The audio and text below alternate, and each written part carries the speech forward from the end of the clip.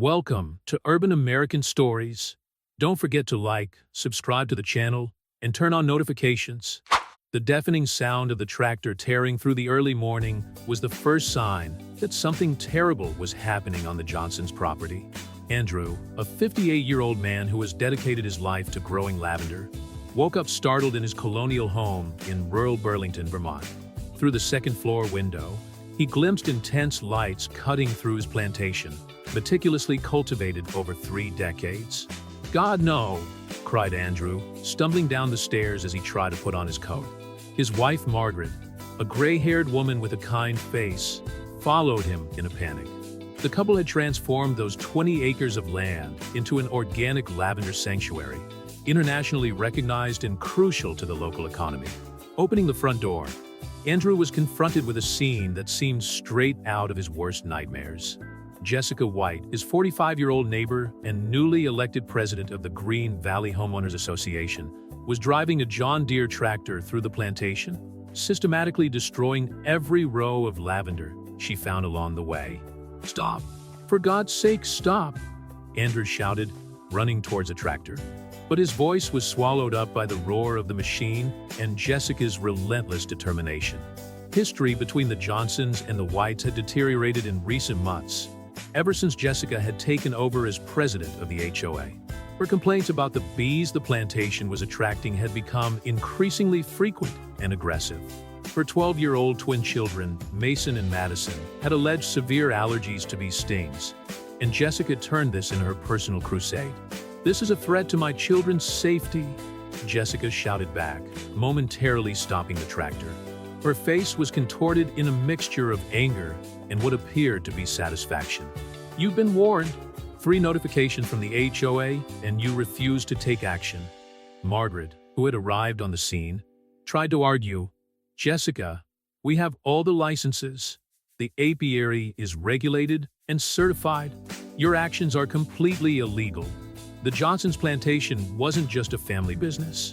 It was part of a larger environmental preservation project, providing habitat for native bee species and producing organic essential oils that supplied hospitals and spas across the country. 15 local families depended directly on working on the property. As the destruction continued, lights began to come on in neighboring houses. Robert Shunn, a retired lawyer who lived across the street, was the first to arrive, followed by other residents. Some began filming the scene with their cell phones, documenting the devastation in real time. "This is crazy," exclaimed Shunn, already on the phone to the police. "Jessica, you're committing a serious crime. Stop it right now." But Jessica seemed possessed by an unshakable determination. "The HOA has authority over safety issues in the neighborhood. You all know that," she shouted, revving up the tractor again. Andrew watched helplessly as decades of work were destroyed before his eyes. Each plant uprooted represented not only a financial loss, but also part of his very identity. Johnson's Lavender, as the property was known, had become a symbol of sustainable agriculture in Vermont.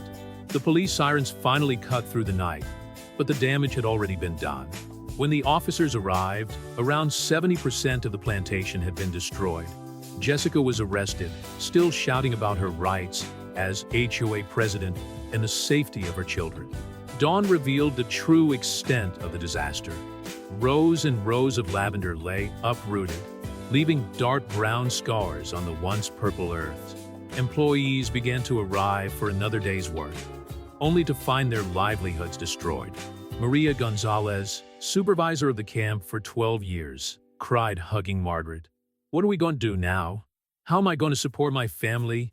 Andrew was walking through the devastated field, picking up pieces of destroyed plants, when David Morrison, his contact at the State Department of Agriculture, arrived to assess the damage. "This is an environmental disaster, Andrew. You're responsible for 30% of the native bees monitored in this region." News of the destruction spread quickly through the community. Reporters began to arrive, and social media exploded with images of the devastation. The story of Karen from the HOA, as Jessica came to be called online, quickly went viral. Later that morning, Andrew gathered his employees in the main barn. His words were heavy but determined. "We're not giving up. We're going to rebuild. It may take years, but Johnson's Lavender will come back stronger. Sean, who was observing the meeting, approached Andrew. I'm going to represent you for free in this case. Jessica and the HOA will pay for every plant destroyed, every day of work lost, and every damage done to the preservation project. Margaret, ever the voice of reason, added, this isn't just about us. It's about our community, about the environment, about doing the right thing. As the dust began to settle over the devastated field, one thing became clear. This wasn't just going to be a legal battle over property damage. It was a clash between different visions of community, between respect for the environment and institutional authoritarianism, between individual right and collective responsibility. And the Johnsons were prepared to fight to the bitter end. The news of the destruction of Johnson's Lavender spread like wildfire through the Burlington community. The morning after the incident, Central Vermont Hospital received a worrying phone call from its director of supplies. The stock of lavender essential oils, essential for the treatment of patients in the oncology ward, would only last another 2 weeks. We can't just replace it with any supplier, explained Dr. Patricia Winters during an emergency meeting. The organic certification and purity of the Johnson's oils were unique. We use them on extremely sensitive patients. Meanwhile, in Vale Verde, Jessica White's arrest caused a deep divide in the community. Half of the residents demanded her immediate resignation as HOA president, while others defended her actions, arguing that the safety of children should be a priority. Mason and Madison White, Jessica's twins, became unwitting targets of crossed eyes at school. My mom just wanted to protect us, Mason defended during recess, as some classmates walked away. Science teacher Mrs. Henderson took advantage of the situation for a special lesson on the importance of bees in the ecosystem. At the Johnson farm, the legal team led by Robert Chun began to catalog the damage. We're talking about multiple violations here, Chun explained to the Johnsons in his makeshift office in the barn. Trespass, criminal destruction, environmental damage, direct and indirect economic damage. The HOA will also be held accountable for exceeding its authority. Margaret Johnson organized a meeting with the 15 affected employees.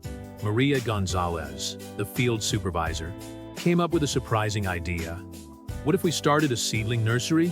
We still have the knowledge and some surviving plants. We could start the recovery while the legal process is going on. The suggestion gained momentum when Carlos Ramirez, a botanical expert from the University of Vermont, offered technical support. We can use accelerated propagation techniques, he explained. It won't be as fast as buying ready-made seedlings, but it will maintain the original lineage of the plants, which is crucial for the quality of the oil.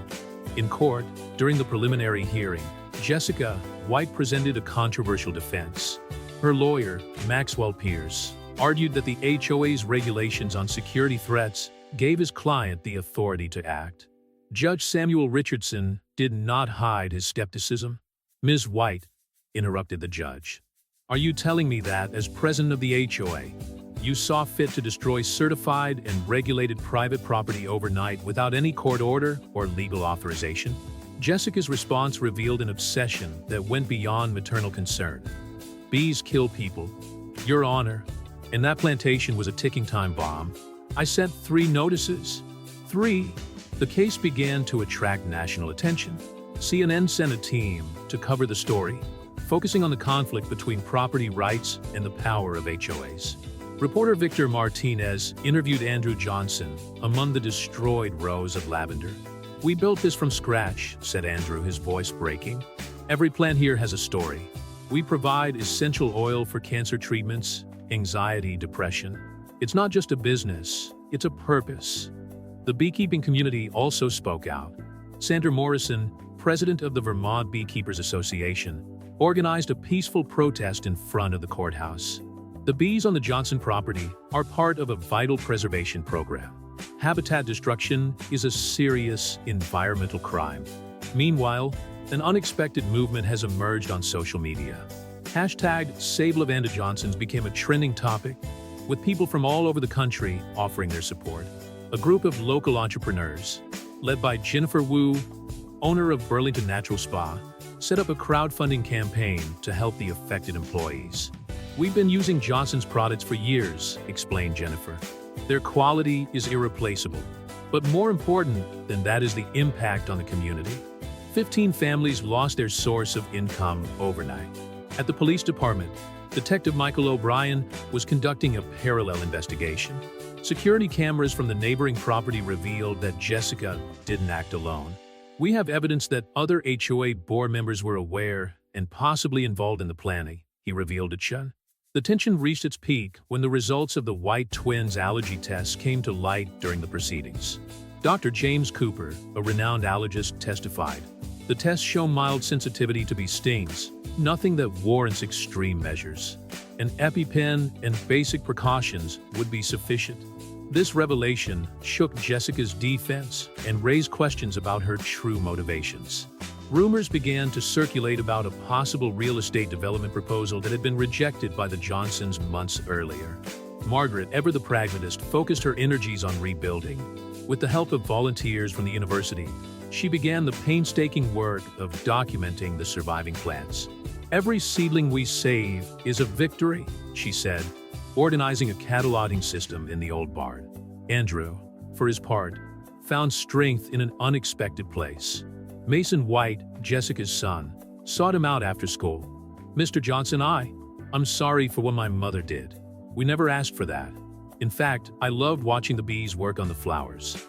That moment of human connection, in the midst of legal chaos and physical destruction, reminded everyone that beyond the destroyed crops and court battles, there were real people, families, and relationships that would need to be rebuilt, just like the lavender fields.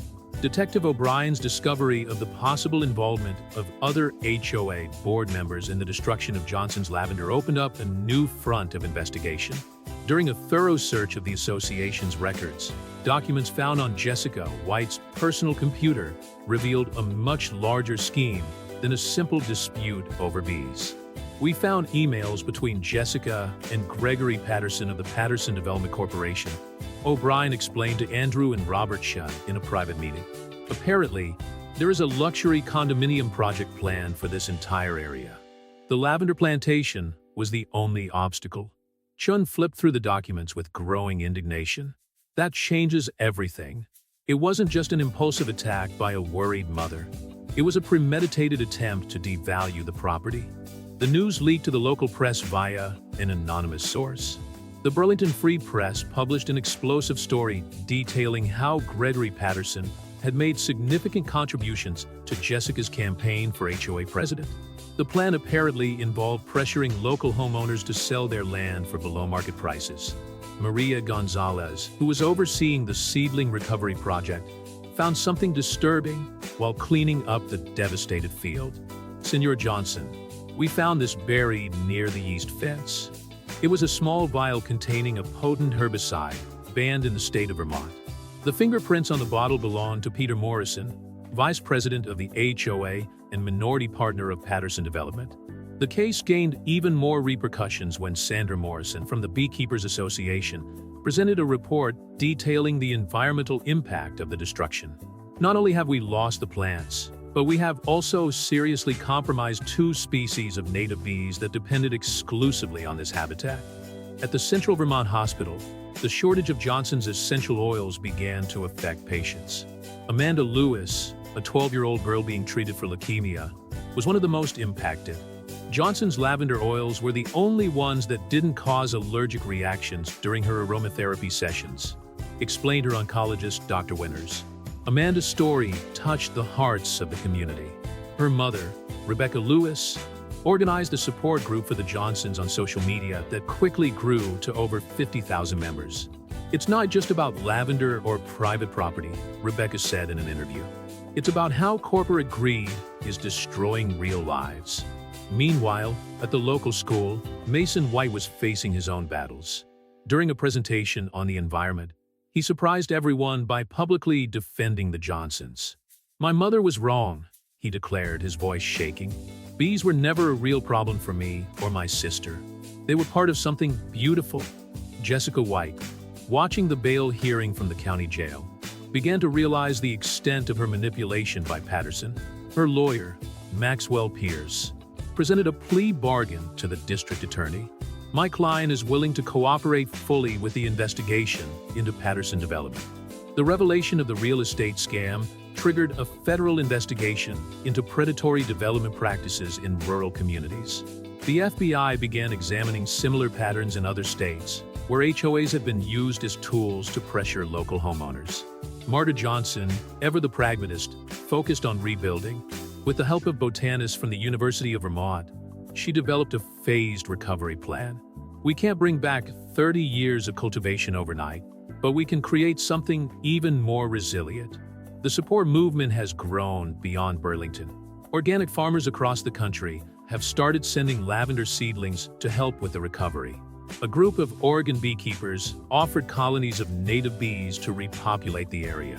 The crowdfunding campaign, initially focused on helping employees, expanded to include the complete reconstruction of the property. Jennifer Wu of Burlington Natural Spa got a national spa chain to commit to buying all future production of Johnson's lavender for the next 5 years. Robertson discovered that Patterson Development had tried similar schemes in other communities. They have a pattern of infiltrating HOAs and using local regulations to pressure homeowners, he explained during a meeting with federal prosecutors. The Johnson case may be the tip of the iceberg. The story had become a symbol of the struggle between environmental preservation and predatory development. Journalists from all over the country were arriving in Burlington to cover what was being called the Lavender War. Enter Johnson, watching volunteers working to restore the field, reflected on how a personal tragedy had turned into a larger movement.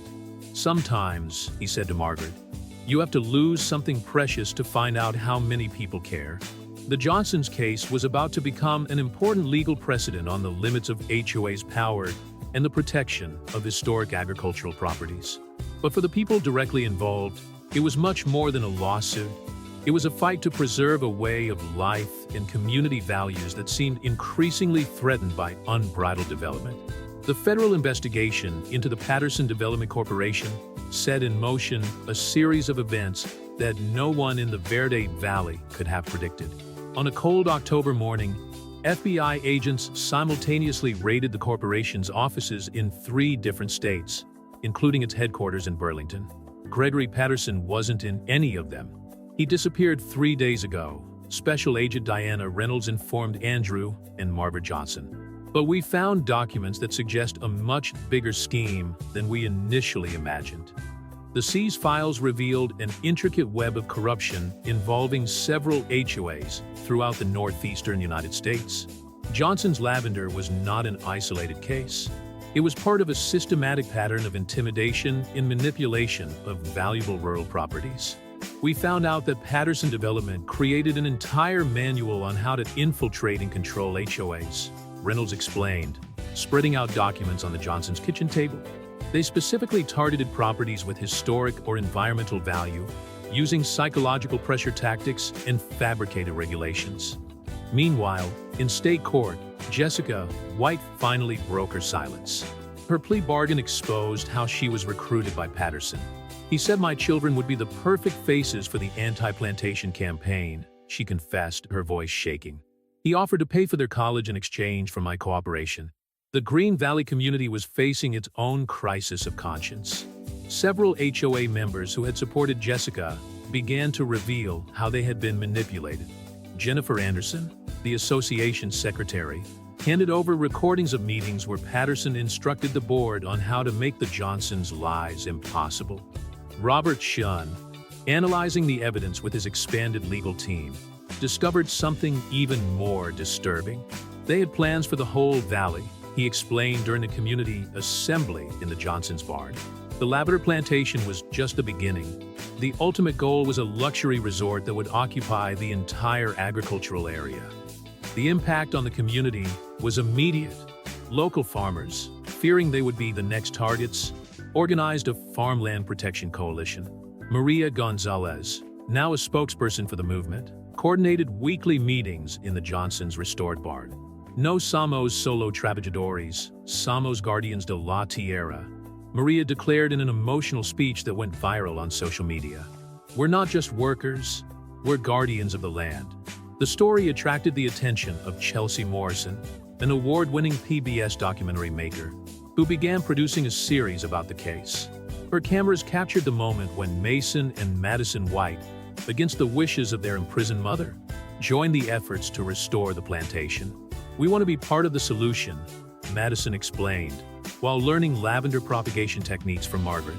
"Our mother was wrong, but that doesn't mean we have to perpetuate the mistake." Central Vermont Hospital, facing a critical shortage of essential oils, developed an innovative partnership with the Johnsons.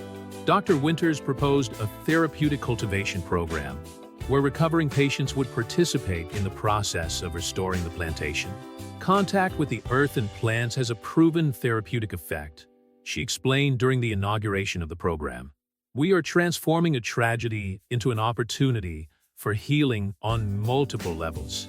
Andrew, initially skeptical about the program, changed his mind when he saw Amanda Lewis, the young leukemia patient, smiling as she planted her first seedlings. "Sometimes healing comes from unexpected places," he reflected, watching the field slowly come back to life. The federal investigation continued to reveal surprising ramifications. Peter Morrison, the vice president of the HOA, was found in a Montreal hotel with a suitcase containing $500,000 in cash and compromising documents from Patterson Development. "This goes far beyond Burlington," reported Agent Reynolds during an update on the case. "We found evidence of similar schemes in more than 50 rural communities in 6 different states." The movement in support of the Johnsons has grown exponentially. Organic farmers from all over the country sent resources and knowledge. A group of permaculture experts from the University of Vermont developed a recovery plan that would transform the tragedy into a model of regenerative agriculture. "We're redesigning the space to maximize biodiversity," explained Dr. Carlos Ramirez, the project's coordinator. "The new Johnson's Lavender will be an example of how agriculture and environmental preservation can coexist in harmony." Margaret, always focused on the human aspect of the situation, organized a scholarship program in partnership with the university. "We want the next generations to learn from our experience," she explained during the announcement of the program. "Knowledge and compassion are our best defenses against greed." The Johnson story had become a turning point for the community. What began as an act of destruction was catalyzing a quiet revolution in the way people saw their land and their responsibilities as stewards of the environment. "Sometimes you have to lose something precious to discover the true value of what you have," Andrew reflected, watching the sun set over his recovering field. The horizon, once dominated by the purple of lavender, now promised a future even richer in color and meaning. Spring arrived in the Green Valley, bringing more than just the awakening of nature.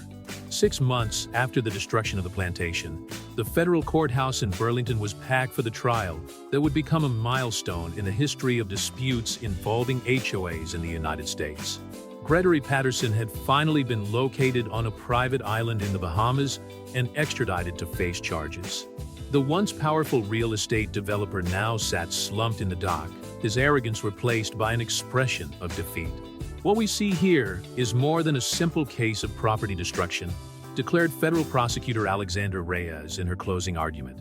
"It is a calculated example of environmental and corporate terrorism, an attempt to use intimidation tactics to destroy not just a plantation, but an entire way of life." The most striking evidence came from an unexpected source. Madison White, Jessica's daughter, asked to testify. With a maturity beyond her 12 years, she described how her mother had been manipulated and how her supposed allergy to bees had been exaggerated to serve the interests of Patterson Development. "We never had any serious problems with bees," Madison declared, her voice steady despite her tears. "In fact, Mr. Johnson used to give us pure honey from the plantation, and it was the best we've ever tasted." Outside the courthouse, hundreds of farmers from all over the country gathered in support of the Johnsons. Posters with the hashtag Justice for Lavender Johnsons colored the steps of the building. Maria Gonzalez led a group of farm workers in a silent vigil. The sentence, when it came, was devastating for Patterson and his co-conspirators. Judge Franklin Moore did not hold back his indignation. "This court has rarely seen such an egregious example of corporate greed and disregard for the common good." The sentence should serve as a warning to anyone considering using HOAs as instruments of intimidation. Patterson was sentenced to 15 years in prison and a $50 million fine, with most of the amount going towards environmental restoration and compensation for affected families. Jessica White, in recognition of her cooperation and genuine repentance, received a lesser sentence with the possibility of parole. At Johnson's Lavender, recovery was making surprising progress. Central Hospital's Therapeutic cultivation program had become a national model for occupational therapy. Amanda Lewis, now in remission from cancer, led educational tours for other young patients. Seeing something grow, even when you feel weak, gives you hope, she explained to a group of visitors. Every lavender flower is a small victory. The university has expanded its partnership with the estate, establishing the Johnson Center for Regenerative Agriculture Studies. Dr. Carlos Ramirez coordinated research that combined traditional practices with technological innovations.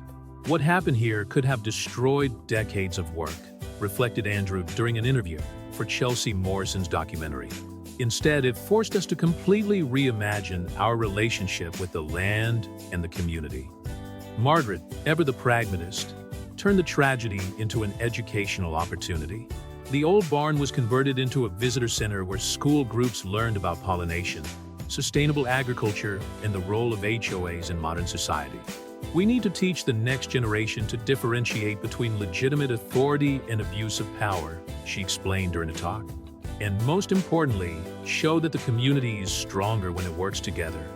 Robert Chun, whose work on the case inspired a national reform of the laws regulating HOAs, established a foundation to offer legal assistance to family farmers threatened by predatory developers. The Johnson case showed us that we need stronger protections for our farmland, he declared during the foundation's inauguration. We cannot allow corporate greed to destroy our rural heritage. Perhaps the most surprising transformation has been that of Jessica White. After her conditional release, she dedicated herself to working in the seedling nursery alongside Maria Gonzalez. Her knowledge of administration proved invaluable in organizing the seedling distribution program for other organic farms. I can't undo what I've done, she said during a community meeting, but I can dedicate the rest of my life to rebuilding what I helped destroy. The new Johnson's Lavender has emerged stronger and more diverse. As well as the traditional rows of lavender, it now included medicinal herb gardens, a sanctuary for native bees, and study areas for researchers. On the first anniversary of the destruction, the community came together for a festival celebrating the recovery. The field, although not yet completely restored, displayed purple patches of young lavender among other wildflowers that attracted an impressive variety of pollinators. Andrew and Margaret, watching the celebration from the terrace of their house, reflected on the journey. You know, said Andrew, when I woke up that night and saw the tractor, I thought it was the end of everything. But sometimes what looks like destruction is just the beginning of something new and better. Margaret squeezed his hand, smiling as she saw Mason and Madison White helping Amanda Lewis plant a new lavender seedling. The real miracle, she replied, was not the recovery of the plants, but the healing of the people. The last lights of the day painted the sky purple, reflecting on the new lavender flowers that once again filled the green valley with their resilient presence and their unmistakable scent of renewed hope.